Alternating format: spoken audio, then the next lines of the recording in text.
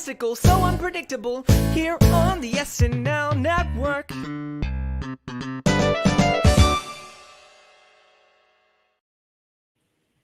Yes, welcome in everyone to our hot take show for the Ana de Armas show.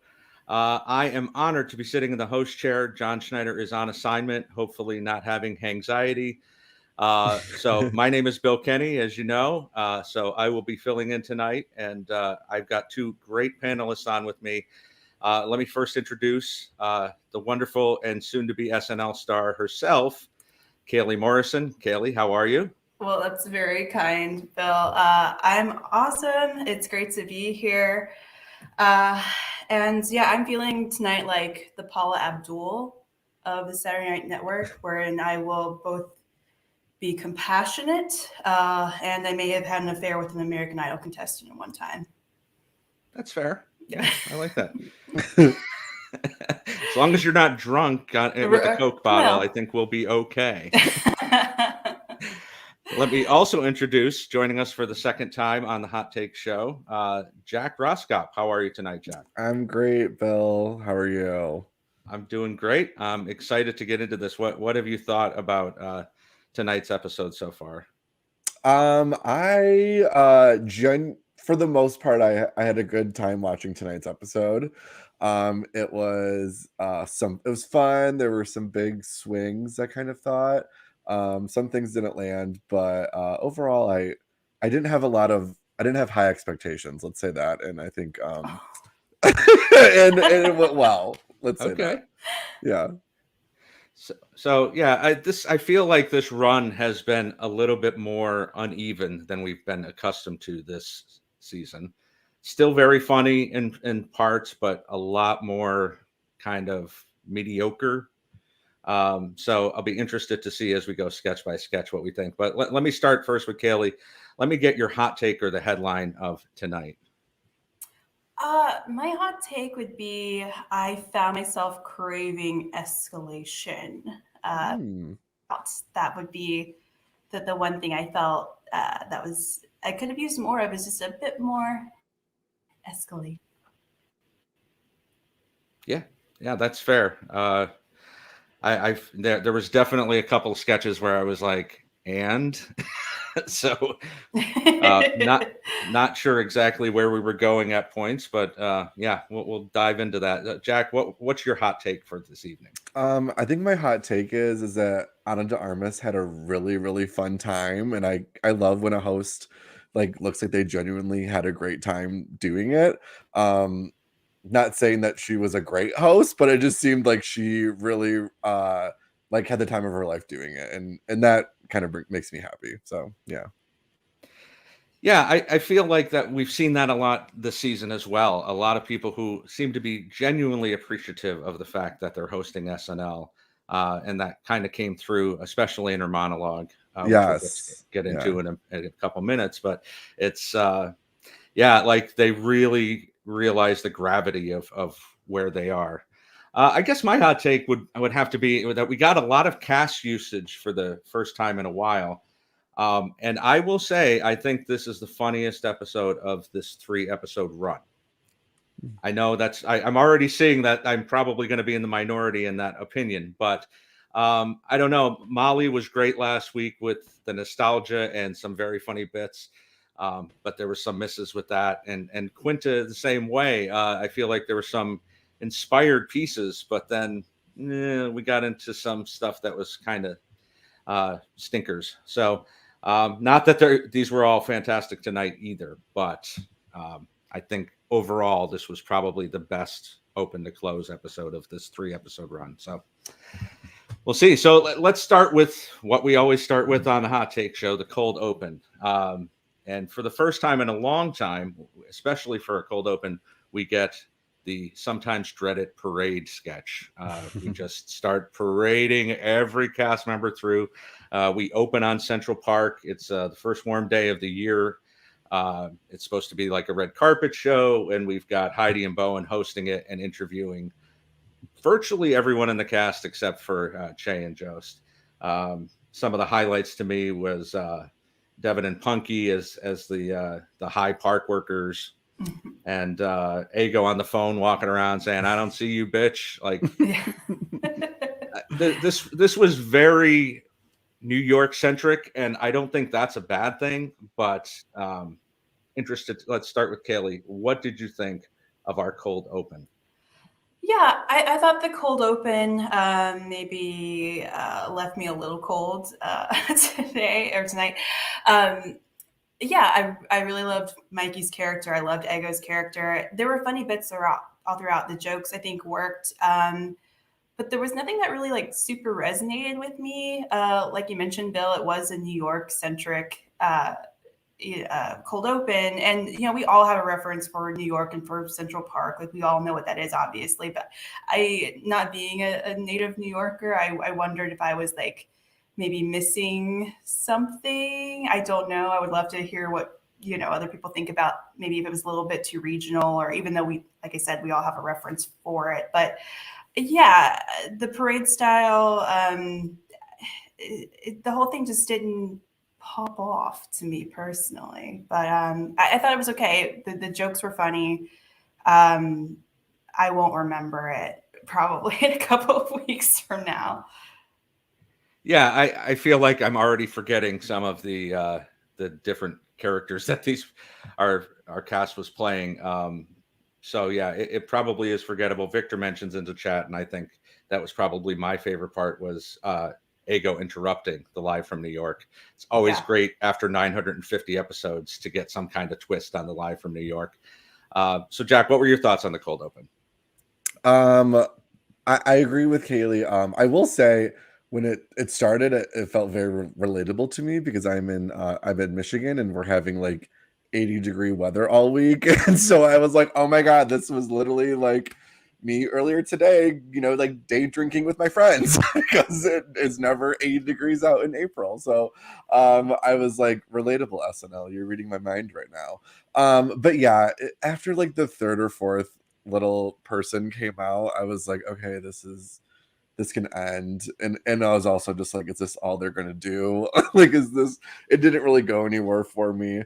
But the characters were good, and I don't live in New York, but I still felt like I did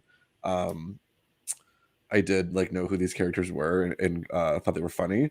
But yeah, it just went on a little too long for me, and the shtick kind of wore off pretty quickly. Yeah, I think the New York part of it is not always going to be relatable, but every town has the Mikey in the tightest spandex shirt you've ever seen, and the ignorant woman walking through on her phone, whether it's in a grocery store or a park or what have you. So, yeah, but it definitely dragged on way too long. And when it became clear to me that it was going to be basically the parade, I don't know. That kind of immediately takes me out of it. It takes me back to some of the lower moments of like season 45, 46, where it's like, well, we've got 21 cast members. How can we get them all in? Right. But yeah, so it wasn't a complete, although I do appreciate the break from the political cold opens. But after last week's brilliant Easter sketch with JAJ, this felt like a kind of a downturn. So. So then we get into the monologue. After last week, Molly's sing along with a lot of cast interrupting, another crutch that we fell back into last week. We get the solo monologue again, and Anna comes out, starts speaking Spanish. Probably the longest Spanish speech we've ever had in the history of SNL, although I'm sure Mike Murray will correct me if I'm wrong on that.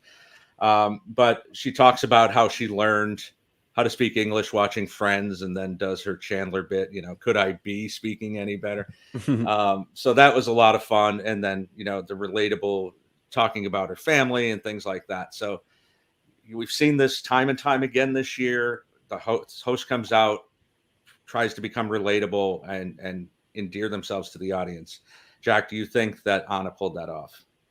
I do. I kind of love like a semi-sincere monologue on Saturday Night Live, and she had a few really good jokes put in there, but like talking earnestly about becoming a U.S. citizen, I thought was really, really cool. And I was like checking Twitter before we started, and it's already like headlines on every E and People and all that stuff that she's becoming a U.S. citizen, which is super awesome, and she seems really, really happy about it.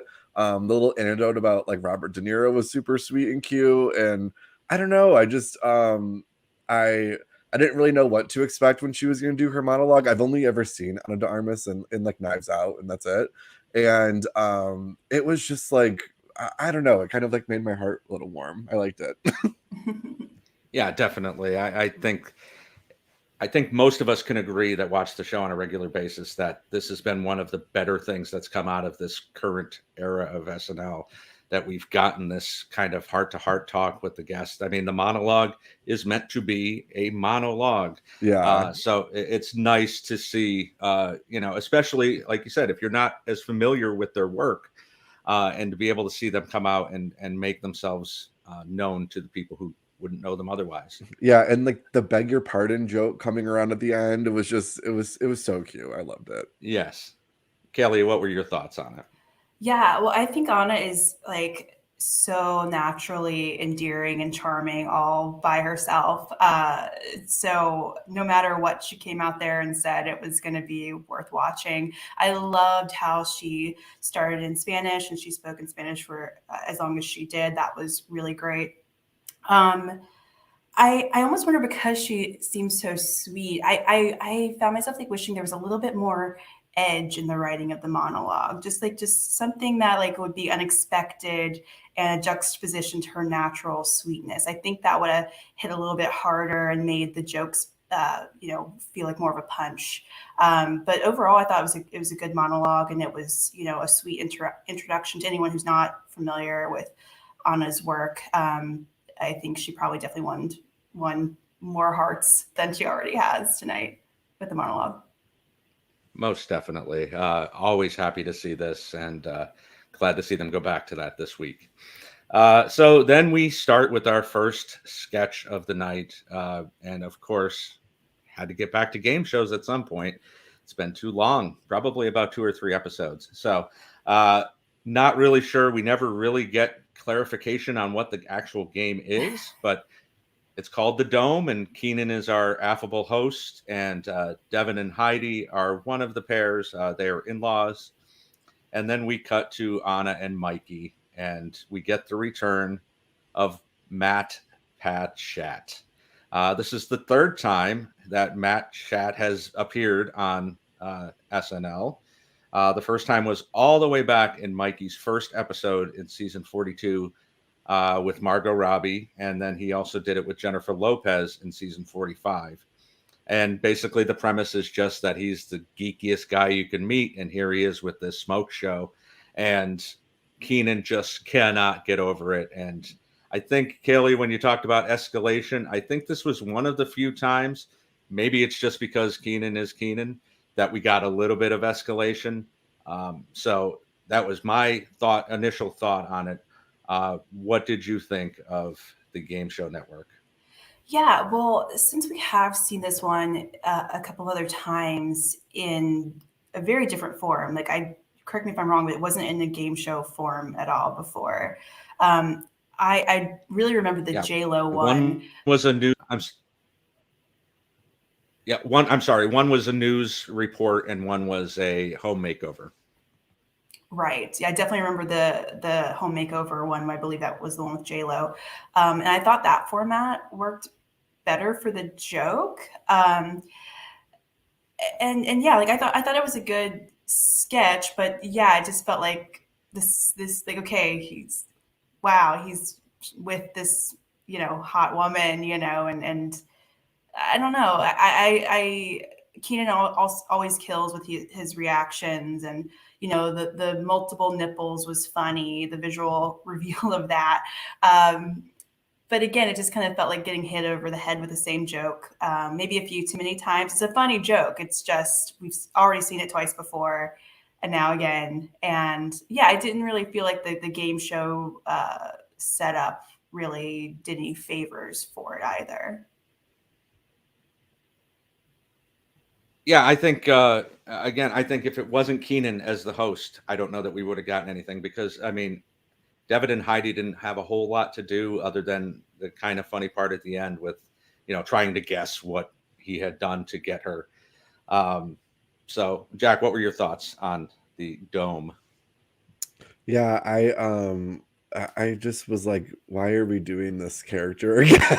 Honestly, and also like my whole thing with it too is that like I get that Mikey Day is supposed to be like unattractive, but like I think he looks really cute as this character. Yeah, So he's not that bad looking. I know. as I'm a like, character. he looks like a good nerdy cute guy. You know what I mean? So I'm like, Yeah. I don't think that like even just the whole setup of the joke has never tracked with me because I'm like, Mikey Day, you're adorable. Like this Yeah. is I don't know.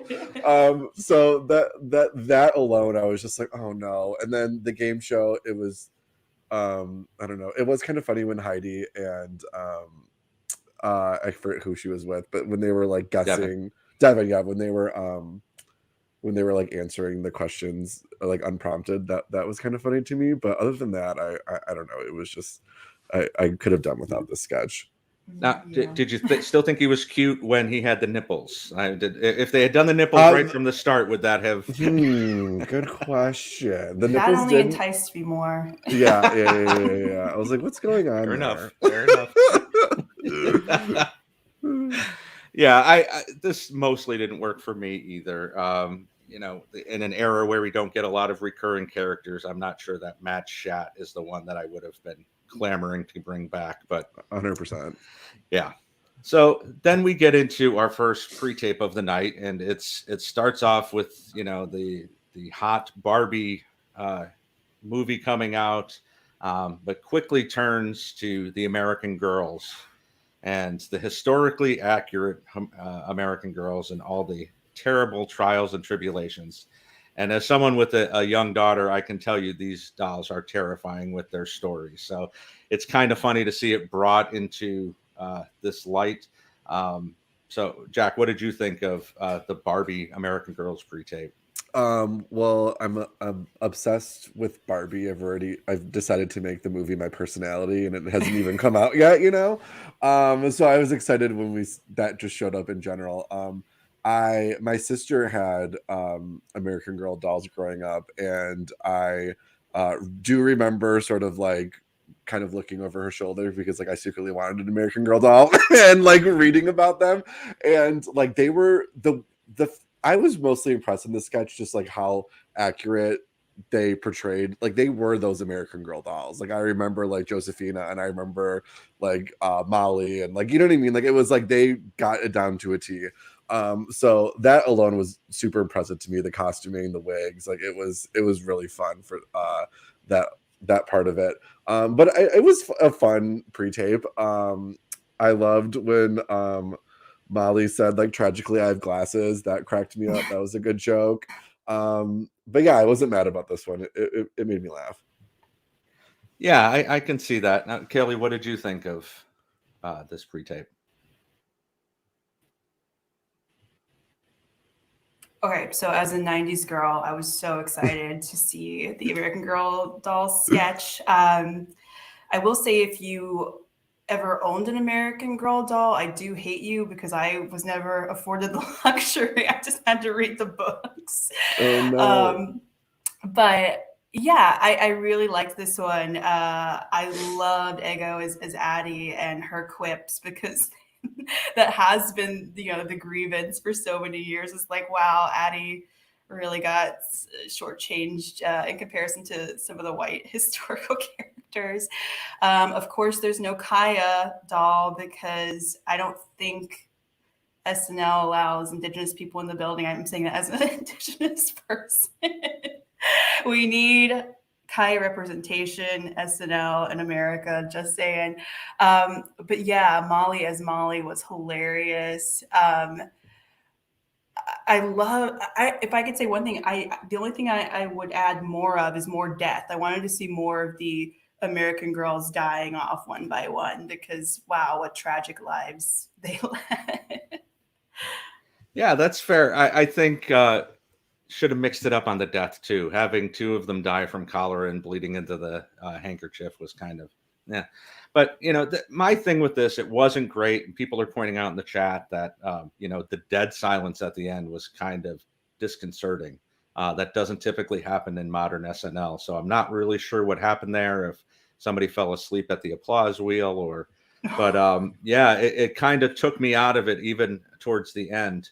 And how in the hell do you not make a Travis Kelce reference after the American Girl sketch that from his episode? SNL, please go meta. Like we just, even if it was review, Travis Kelce said this is such and such. So this was a pretty big miss for me. Didn't really work for me on any level. So then we get into spicy tracks, and we drag out the recording studio sketch set that they've used 100 times, all the way back to Blizzard Man. And we've got Keenan and Devin. They're looking for producer tracks for Young Spicy, and they want just Anna and Ego to really pump up, talking about how Young Spicy is fuego, and of course it goes into he's stupid, he's gotten everybody pregnant, her water's breaking, he's got a 2001 Toyota Corolla, and on and on and on. So Kaley, what did you think of spicy tracks? This one kind of goes back to my hot take of the night, where while I'm not saying it lacked escalation entirely, but even like the visuals, like everything was just one shot to the next shot, like from the guys to the gals. Like there was nothing that broke it up. Like their voices never really changed.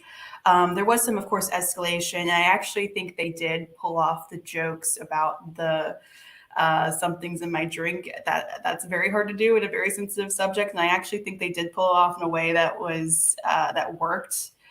Without being, completely horrible. But yeah, this one was like another one that was kind of like, it was okay. But I didn't know that I fully got the point of it. I got the premise, but not why it was important enough to delve into for as long as we did here. So yeah, this one, not my favorite of the night by a long shot. Oh, that's fair. Jack, what did you think of spicy tracks? Yeah, this one was kind of meh for me. It didn't really go anywhere.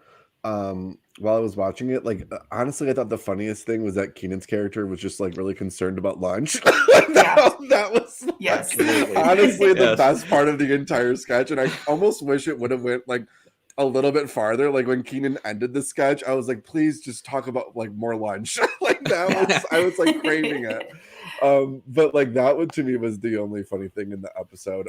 I did think like Ana de Armas and Ego had really like great sexy voices, for like what they were doing. Like it was very believable. But other than that, it was just I knew what was going to happen, right? You know what I mean? Like it was just like you knew from the second it started what the sketch was going to be about. So yeah. Oh, absolutely. And exactly what you guys have said. There's no escalation here at all. It's not, even when they go to the next part, it's going to be the same thing. I did laugh at the drive me to the hospital in your 2001 Corolla, but other than that, it was more meh for me as well. So not my favorite of the night either.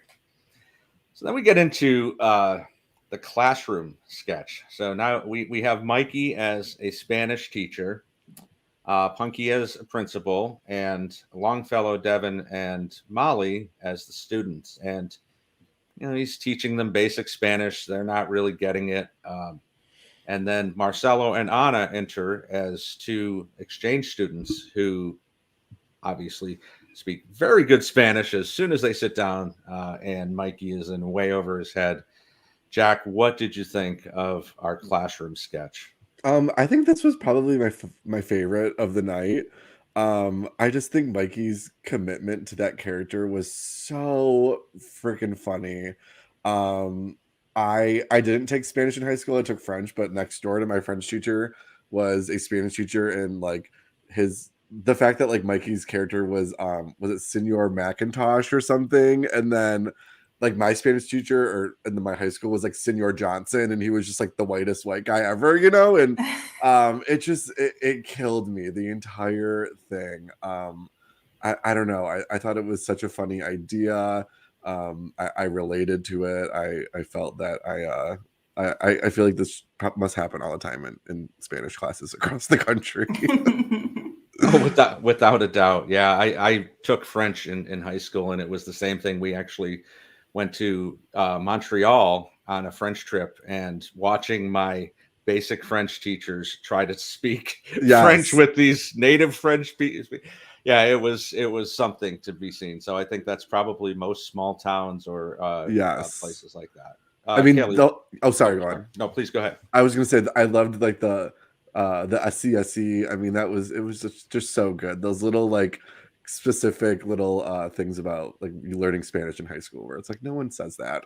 It was so good. That's right. Yeah, exactly. Kelly, what did you think? Yeah, well, first off, interesting that we all took Spanish. I mean, excuse me, French in Oh, school. hey. So if you take French, you'll end up with our group, maybe, I guess. No. But I like this one a lot too. We've all had that kooky foreign language teacher that like is insistent that you refer to them as senor, senora, or monsieur, or madame, whatever their last name is, and they spent a year in the country that, and so it was really great to see teachers like that kind of get their comeuppance in Mikey's character a little bit. And yeah, it was just so fun to see the Spanish being spoken in the way that it was, and so like vibrantly. That was just a fun thing to see for me, and I think I like the premise of this, and yeah, I agree. This was another great Mikey performance where we just saw him getting flustered. I think it was a great showcase for Marcelo. So yeah, I like this one. Yeah, I mean, some people complain about Mikey being Mikey, but I think that's part of his charm. Getting to see, No. yes, I mean, getting to see him do this and just have this like reaction on his face. I mean, other than Heidi, I think he has the best facial reactions in the cast without having to say a whole lot. So I think, yeah, I'm with you guys. I feel like this was a really good sketch, continuing an impressive bilingual SNL. So Yeah. definitely a fan of this one. Mikey saying estoy kidding like made my night. Just truly made my night. Yes, thank you for pointing that one out. Yes, that was great. So good. So next we get our Please Don't Destroy, a favorite here on the Saturday Night Network. And we're kind of starting off in the office, but as we've seen over the last so many episodes, they've been expanding out, and we start getting flashbacks to the after party from the previous Saturday night. Ben's feeling a lot of anxiety, is not really sure what happened. Find out that he tried to kiss Longfellow and take his shirt, and we get a Bowen and Heidi fighting over karaoke until they start making out. Chloe shoots a gun, which is always good for a laugh. And then we get Martin bartending, John crying in a toilet. And then Anna comes in, and we get some of the funniest stuff where Ben was hitting on her the whole night, and she was not having any of it until we finally end once again, and he's being the voice of reason, except that he's not wearing any pants. So, what did we think of Please Don't Destroy, Kaley?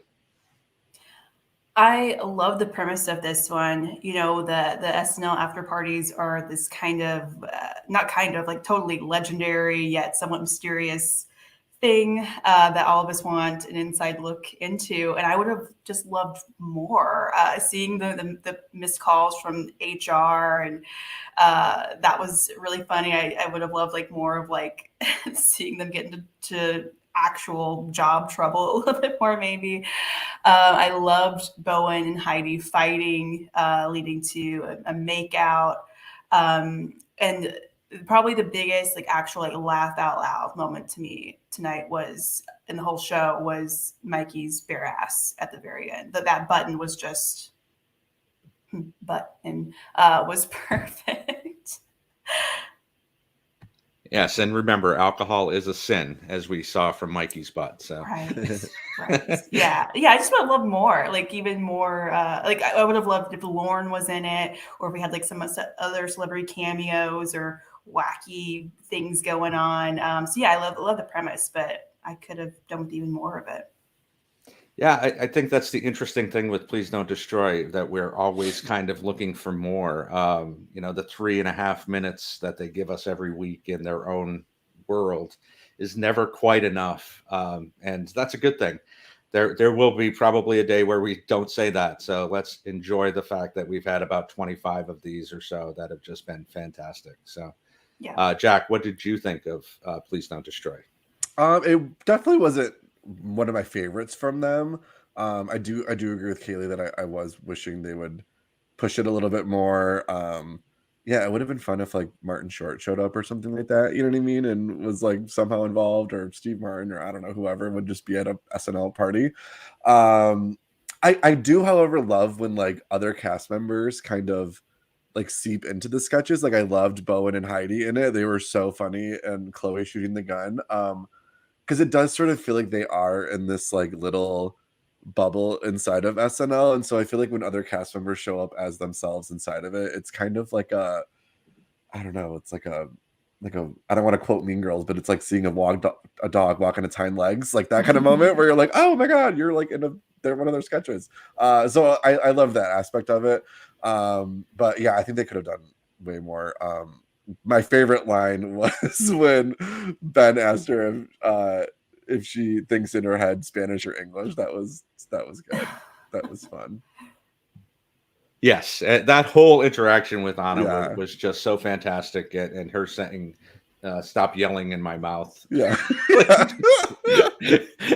How hasn't that been said somewhere before? That's brilliant. Totally. I love that line. Yeah, this really worked for me as well. I really loved the Molly one last week with the video game. So I feel like we've been on quite a hot streak with PDD.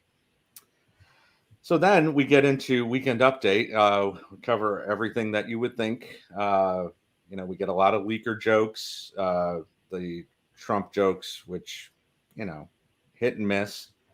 And then we get to our first correspondent, which is Keenan as Funky Kong, which he's pissed he's not in the $600 million Mario Brothers. We get Sarah as Genesis Fry, which was an interesting thing with she was a meditation guru who's trying to get to the bottom of Colin. And then Molly, finally Molly, they get their chance to shine on Weekend Update to talk about all the anti-LGBTQ legislation. So take these in any order that you want. Jack, what did you think of our correspondence on Weekend Update? This was one of my favorite Weekend Updates in a while with all of them. I had just seen Super Mario Brother movie earlier today, and I did not think I was gonna have a great time, and I freaking loved it. It was so awesome. It was like memories unlocked of playing like Donkey Kong. It was so good. So I enjoyed Keenan playing Funky Kong. I guess I don't know too much in the lore of Mario if like Funky Kong is a real actual Kong on the in the games, or if he's like a real character or not. I believe so, but I'm not positive either. I feel like he is. But I thought it was really funny. I mean, anytime Keenan is just like acting a fool and making Colin and Michael laugh, I'm here for it. I loved Sarah as Genesis Fry. I love that whenever Sarah just comes on to Weekend Update, she's just roasting like Colin Jost. Like I'm just so here for it. I love that she was like breaking during it a little bit. It just was like so wacky, so fun.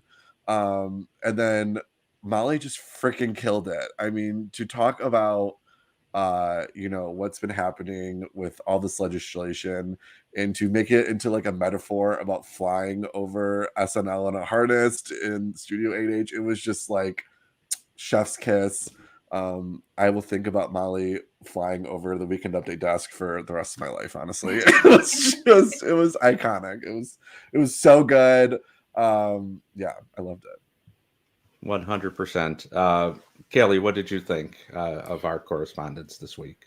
Yeah, the features kind of went in ascending order to me in terms of enjoyment. Like, whereas Funky Kong, I just felt kind of lost on. It just felt kind of awkward. I mean, like, Keenan's always funny. I've never seen Keenan not be funny. It just was definitely not my favorite feature I've ever seen him do. And I don't know Funky Kong. I don't think I want to know Funky Kong. Funky Kong scares me a little. I don't know. Uh, justice for Funky Kong, I guess. I don't know. But yeah, it was.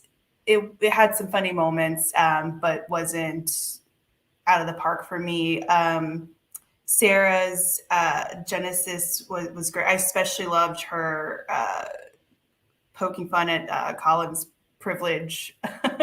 That's always really fun. And then, And his soft hands.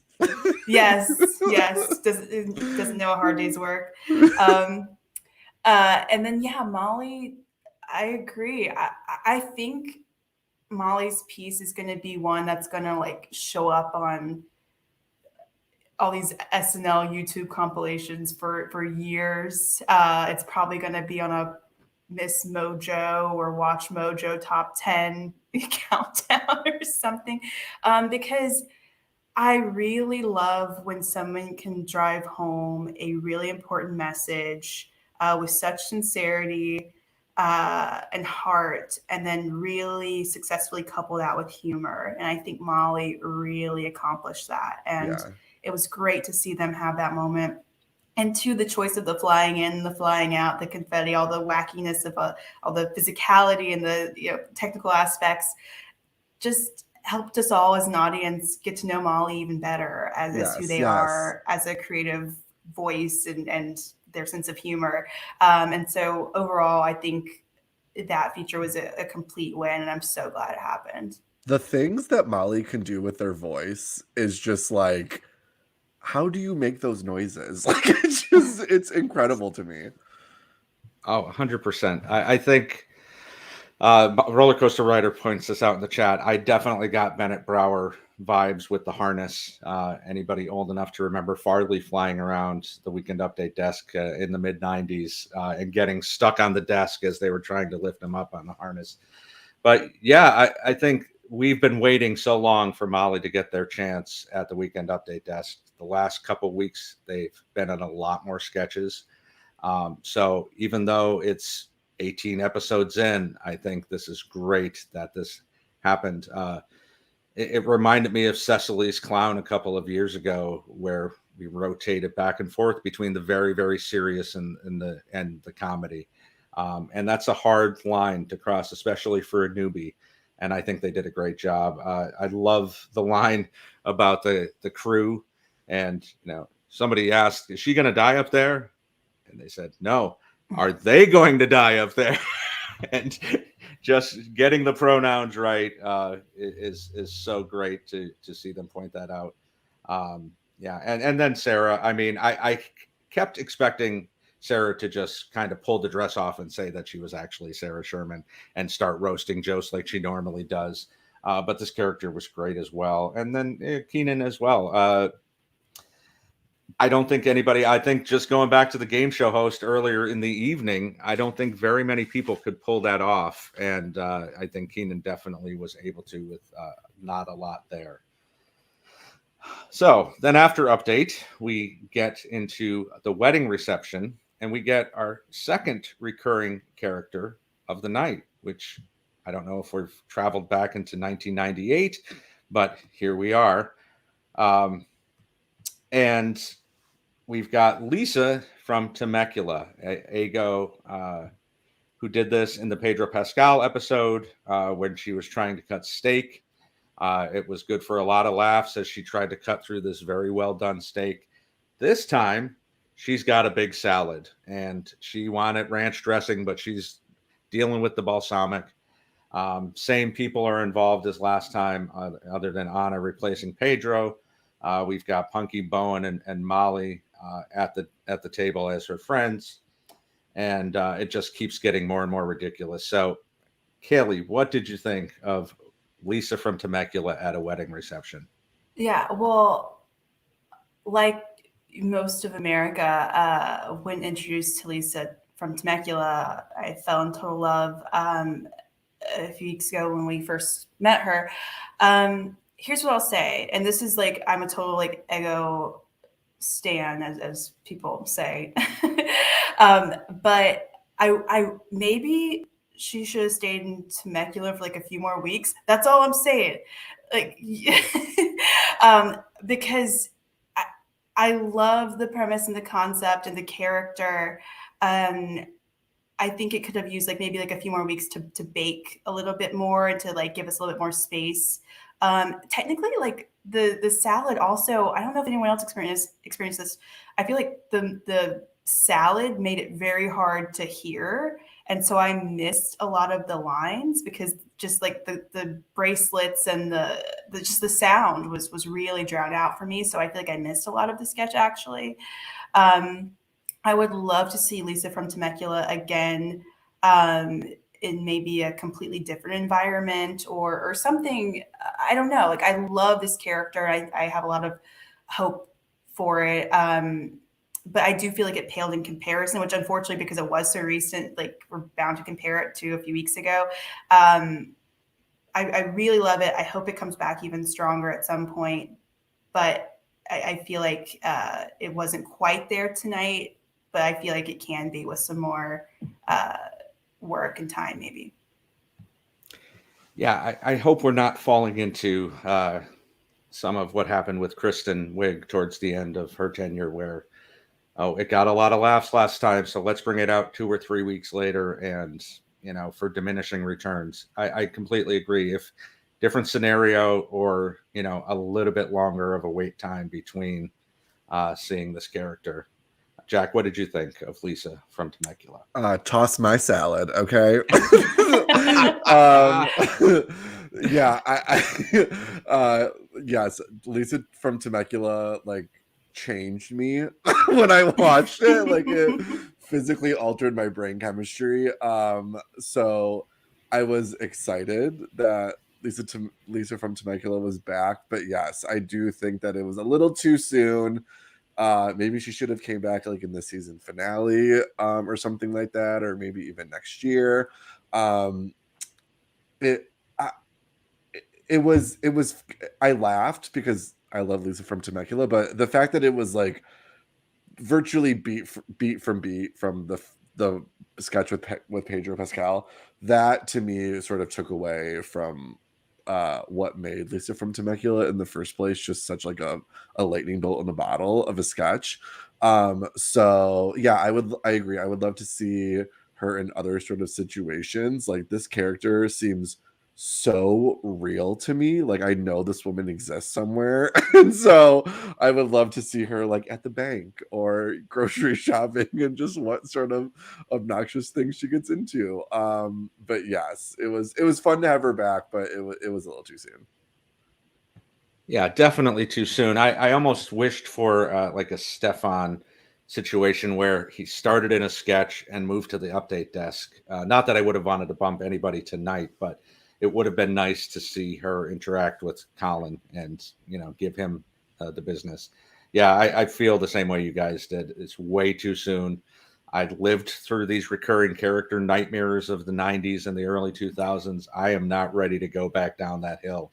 I enjoy not having to see the same characters every week. So I think, and there is also that kind of factor of the Debbie Downer. You're chasing that unicorn. The first Debbie Downer was the Disneyland where everybody cracks up, and then they did it like 20 more times, and it was never as funny. It never worked the same way. I hope that's not what we're seeing here. As much as I love seeing Ego get her due, this did not work for me mostly. The next one did. Next, we get into Enter Stage Wolf, acting school for dogs. And this time we have Anna and Chloe. And they're talking about being able to bring your dog and make them into a famous Hollywood star.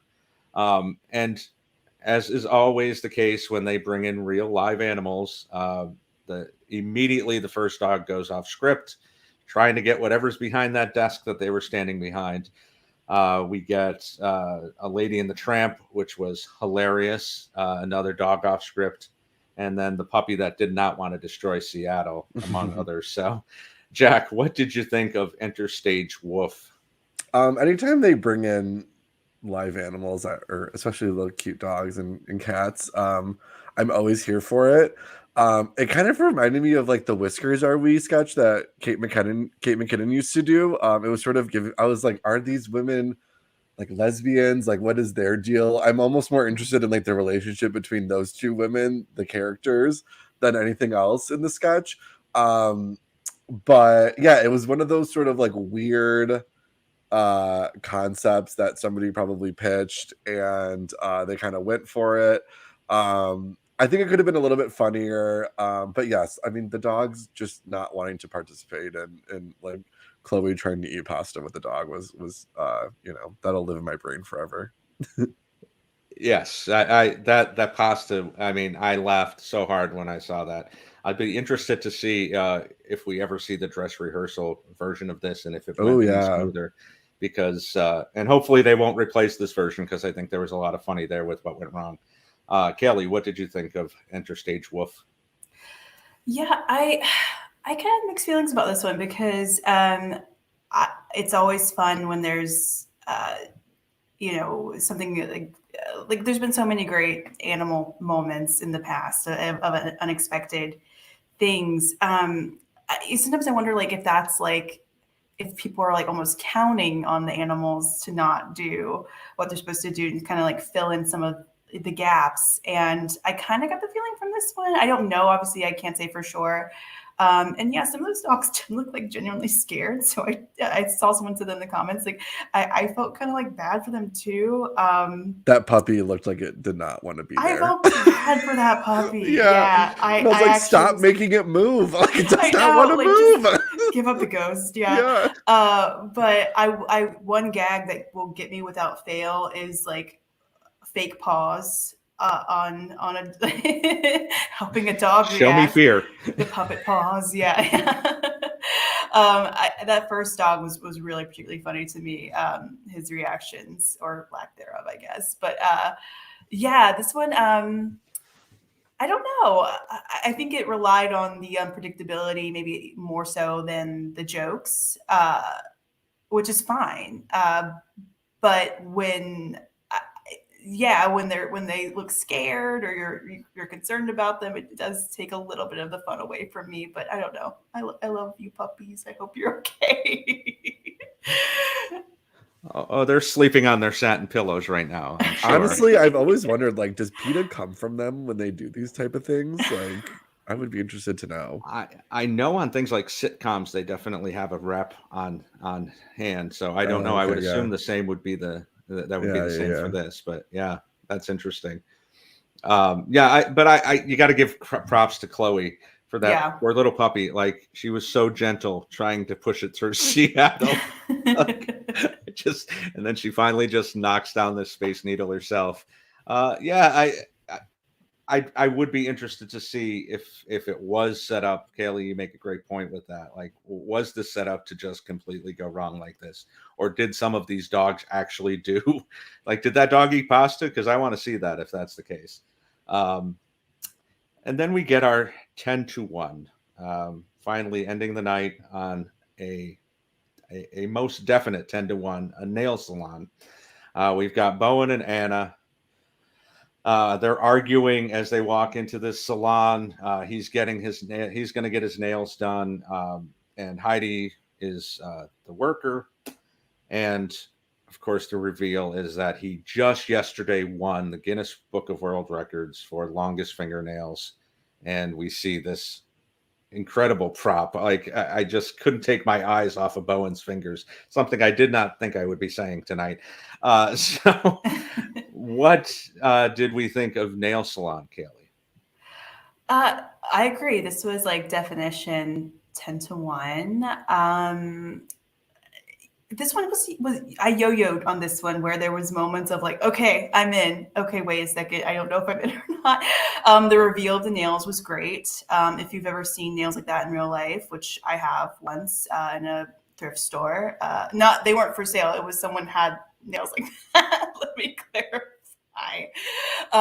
It is quite jarring to see.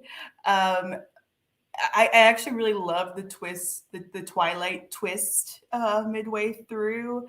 Um, but yeah, I don't know. Like there was definitely some. I love the joke about the I'm finally gonna do hand stuff.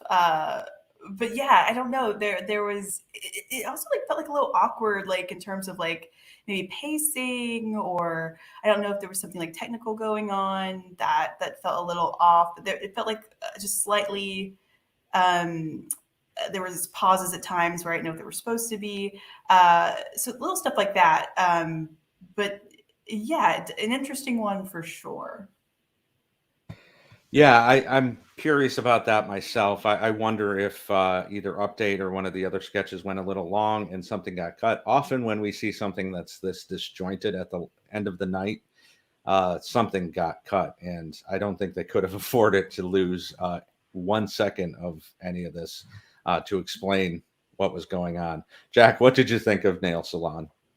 It was kind of one of those like those the last sketch of the nights where you're not really sure what the hell you're watching, but I'm kind of along for the ride, so I guess we're going here. It was weird. Yeah, the nail prop was incredible. The Twilight fake out like kind of sent me to a different planet. I was like, are we doing Twilight right now? Like, what is happening? And then I thought he was gonna say like I'm a vampire, but then he said like I have the Guinness Book of World Records for the longest nails, and that was like a really great payoff. The hand stuff joke was really good. It was weird, and that's kind of what I want my last sketch of the night to be, right? So I didn't care. I was like, yeah, this is strange and wonderful, and good for you guys. Yeah, you're not expecting a whole hell of a lot out of a 10-1. I feel like there wasn't a lot there. I'm glad both of you said something about Twilight because I've never seen Twilight. I didn't know why he was running through the damn woods. I was like, okay, what are we doing here? So that kind of confused me. I'm glad you guys pointed that out. I did like when he said that he cracked a nail and he decided to go back to the nail salon after that. And Anna trying to get the ring off of his finger was very funny physical comedy to me as well, but not a great sketch. So we're at the end of the night. As we always do, we talk about the ratings. I'll be interested to hear what all the chat has to say. And Kaley, why don't you start us off with your rating for this evening? Okay, so out of 10, you know what? I would, I hate to even say it, but I would say I would give it a 5, but I'm going to give it a 6 because of Anna and her sparkle. So I'm going to award it an extra host point. That's fair. Jack, what's your rating out of 10 for this? I think I would do like a 6.5, and mostly because of Anna and how genuinely surprised I was. Like when I heard that she was hosting, I was like, what? I was just kind of shocked, like that. I was like, I don't know what she's promoting. The Oscars already happened, blah, blah, blah, blah, blah. But she was just so like happy to be there and down to clown. And I think when a host is like that, it can really, even if the writing in the sketches isn't that great, I just think her willingness to like do whatever was asked for her is just really, really great. So yeah, I'll give it a 6.5. Yeah, I think I'm more in line with you, Jack. I feel like I'm going to give this a 6.75, which, as I'm seeing from some of the ratings in the chat as well, that I am on the high end of this one. I feel the same way. Anna was just a great, willing host, as we've seen so many times this season. Happy to be there and happy to do whatever was asked of her. Some really funny moments with Please Don't Destroy and the Acting School for Dogs. And a couple of misses, a couple big misses too. But in a season that's been so good, it's really hard to compare. But I'm going to say 6.7 out of 5 for myself. So before we get to the good night, I want to say a couple of things about what we have coming up on the Saturday Night Network. If you missed it, Thursday night, a big get for Mr. John Schneider. He interviewed Mr. Mikey Day of the current cast of Saturday Night Live. Very fun interview, quick interview, so it won't take much of your time to go watch it, so please do. Monday, John will be back in this host chair with the roundtable with another set of great panelists. Wednesday night, Mike Murray will be back with By the Numbers, and then Thursday night is our patron show. And then we get a little bit of a break. We'll have a lot of fun stuff in those interim weeks. And barring a writer's strike, fingers, toes crossed that that does not happen and that they come to a nice settlement, May 6th, we will get our first refugee from last season, Pete Davidson, hosting. Quickly, if we can, guys, can you give me your thoughts on Pete Davidson coming back to host? Kaley, why don't you start with? I definitely think it will be a fun night. It's always fun to have a familiar face back as host. I'll be really curious to see what sketches, and I'm sure he'll be doing an update piece. And I think it'll be a fun reunion, and we'll see how it shakes out. Fair enough. Jack, what do you think of Pete coming back so soon? Too soon? I don't know. I feel like he just left and like maybe come back like in another year or so. I'm sure it'll be a great episode, but I was just a little like, what already? I don't know. Yeah, there was so much talk about would Kate come back and host the finale, and is that going to be way too soon? Yeah. Same thing here, and he didn't show up for the back end of the season last year, so yeah, not enough time. With somebody like Molly Shannon coming in last week, working with all these different people that she never worked with. Pete's coming in, already knows all these people. Is he going to be in one sketch and then disappear and do a pre-tape? Like, is it going to be like his last couple of seasons? So it'll be interesting to see what happens. Hopefully, either way, that there is a show on May 6th and we get everything settled there. Kaley Morrison, thank you so much for joining me tonight. Tell everybody where they can find you and what you've got coming up. Well, thank you, Bill. You can find me on Instagram or Twitter at ZE Kaley Morrison. I'm doing lots of characters and fun stuff over there, so come and check me out on the socials. Yes, definitely. Kaley is one of the funnest follows on Instagram, so please go follow her if you don't. Thank you. About to Jack do it. Roskopp, it's so nice to be on with you. Let everybody know where they can find you and what you have going on. Thanks. I had so much fun. You can find me on the socials on Twitter and Instagram at Jack Roskopp. If you live in the Detroit area, you can find my writings. I write for a local news station, clickondetroit.com, writing all things about entertainment. And yeah. Very good. Thank you. For myself, I am Bill Kenney, BK Love 73 at all the socials. If you want to follow the Saturday Night Network, we are at the SNL Network on all the socials as well. Thank you all in the chat for joining us. We will see you next time. Good night, everybody. Good night. Bye.